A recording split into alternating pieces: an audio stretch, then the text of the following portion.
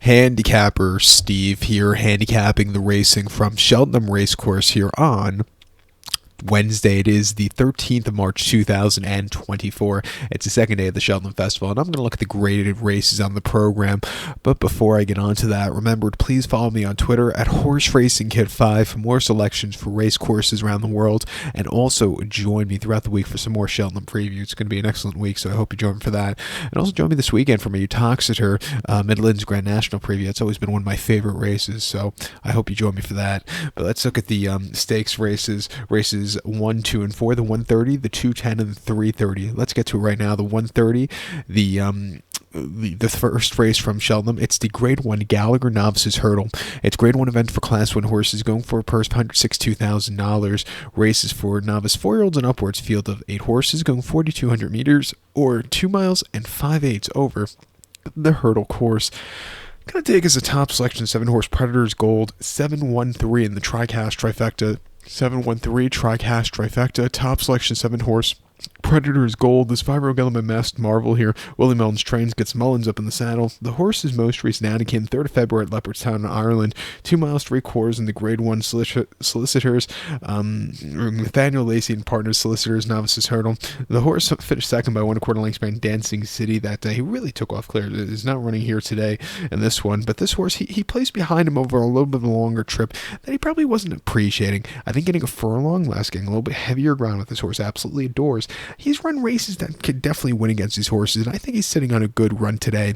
2 back, he ran on the 27th of December at Leopardstown, 2 miles on the hurdles in the Grade 1 champions, future champions novice hurdle. He finished second by 6 1/4 lengths behind Caldwell Potter, who had the jump on this horse again. But this horse, jumped well. He got around the race course well. He needs something more, but I've seen worse race for him there. And then his only win over the jumps at Punchestown and main hurdle with the 2 miles 3/8, won by 6 lengths that day. He won on cruise control. A very good race at 57 cents a dollar. Refreshing here. I think he's stepping up in class, but I think he could get the trip to win. If you look at some of the horses he's been facing in Ireland, those are very tough horses. I don't think it's I think he has a good chance of winning here today, so I'm going to use him on the ticket. I think the 1-horse Ballyburn for Paul Town and Willie Mullins is the stablemate could get a trip to win also. Most recently, they ran the horse in the Tattersall's Ireland 50th Derby Sales Novice Hurdle, where he won by 7 lengths that day, and again on cruise control, he really took off clear.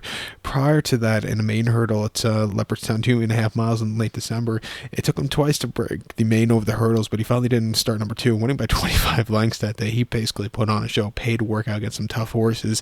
He's improved a lot. Coming here to the festival, he could definitely win. I'll use him on the ticket. But to recount my selection for the 130, the first race from Cheltenham, it's the Grade 1 Gallagher's Novices Hurdle. Going to take the 7-horse Predators Gold. Give kudos to the 1-horse Ballyburn. 713 Tricast Trifecta. 7-1 in the multi-race.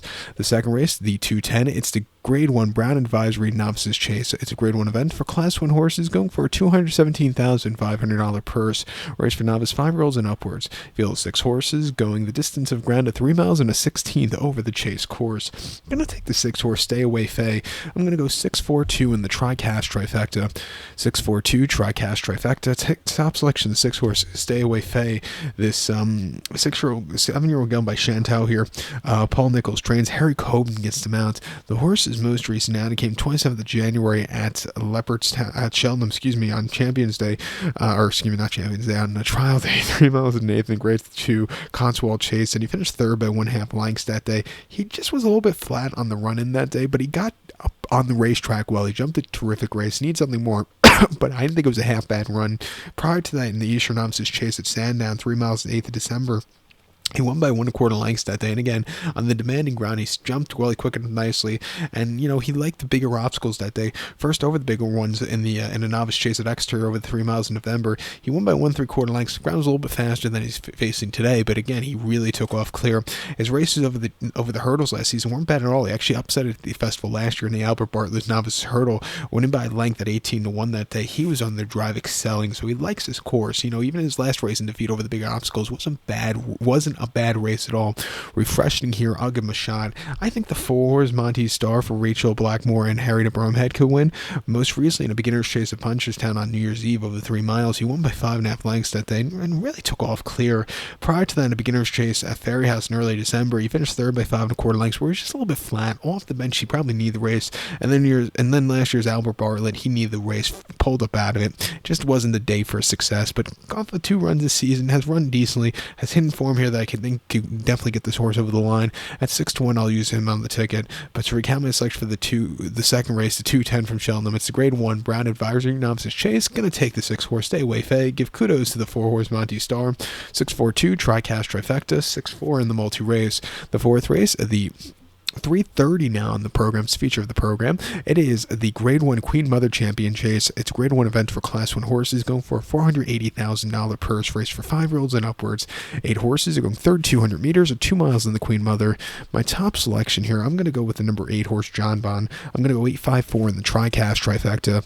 8-5-4 Tricast Trifecta. Top selection 8 horse John Bon. 8-year-old gun by Walk in the Park. Nikki Henderson trains. Anika de Boinville gets the mount. The horse's most recent outing came a month ago here on Trials Day in the Clarence House Chase, rescheduled from Ascot from the previous week.